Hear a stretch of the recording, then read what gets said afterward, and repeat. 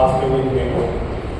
So మొట్టమొదటి నా first ఏంటంటే ఒక సంఘ నిర్మాణానికి ఎన్ని గజాలు ఉంటాయి, ఎన్ని గజాలు ఉంటే పర్మిషన్, మందిర నిర్మాణంలో పర్మిషన్ వచ్చి బిల్డింగ్ కన్స్ట్రక్షన్ చేయడానికి ఎన్ని గజాలు ఉండాలి, ఎన్ని గజాలు ఉంటే వాటికి పర్మిషన్ ఇస్తారు. రెండవది ఏంటంటే సేవకుల పైన అనుచితమైన దాడులు జరుగుతున్నాయి. దాని విషయంలో కూడా సీరియస్గా తీసుకోవాలి, మా పైన శ్రద్ధ ఉంచాలని కోరుకుంటున్నాం. రెండవది మరి గౌరవ వేతనాల విషయంలో యావత్ తెలంగాణ రాష్ట్రంలో ఉన్న పాస్టులందరూ ఎదుర్కొస్తూ ఉన్నారు. అదే మన పక్క రాష్ట్రమైన ఆంధ్ర రాష్ట్రంలో వాళ్ళ విడుదల వారిగా వాళ్ళకు దొరుకుతూ ఉన్నాయి. కానీ తెలంగాణలో ఉన్న పాస్టుల యొక్క స్థితిగతులు ఆలోచించినట్లయితే ఆర్థికంగా చాలా భూమి, కనీసం కానుకలు ఆధారాలు ₹100 రాని సంఘాలు తెలంగాణ రాష్ట్రంలో ఉన్నాయి.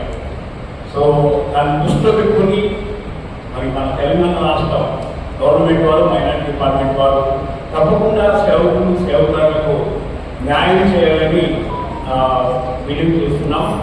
అలాగే మూడవది ఆల్రెడీ డబుల్ బెడ్రూమ్స్ ఉన్నాయి, నిర్మాణంలో ఉన్నాయి. సో దాని విషయంలో కూడా రాష్ట్రాలకు తమ న్యాయం చేయాలని మేము కోరుకుంటున్నాం. నాలుగవది ఏంటంటే మ్యారేజ్ లైసెన్స్. రాష్ట్రంలో మ్యారేజ్ లైసెన్స్ లేక చాలా ఇబ్బందికి గురవుతూ ఉన్నారు. దాని విషయంలో కూడా తమ న్యాయం చేయాలని తమ దృష్టికి తీసుకొస్తున్నాం. సో దాని విషయంలో మాకు న్యాయం కావాలి. ఓకే, సో నేను రాసుకున్నాను, దీని తర్వాత నేను రెస్పాండ్ అవుతాను.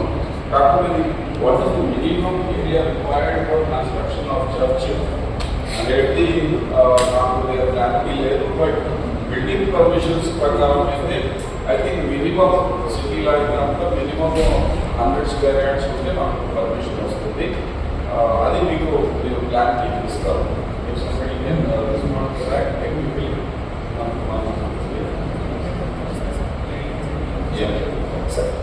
మనం వెళ్ళి మాట్లాడినప్పుడు వాళ్ళు దానికి గైడ్లైన్స్ ఏమైనా చేస్తున్నాం సార్. సో దాని మీద కొంచెం తయారిస్తాం. అంటే కొందరికి మెంబర్స్ ఎక్కువ ఉంటారు, కొందరు మెంబర్స్ తక్కువ ఉంటారు. సో అట్లాంటిది నాకు తెలిసిన దాని విషయంలో ఈ ఏరియాలో అసలు పర్మిషన్ అనేది లేదు. అది చాలాసార్లు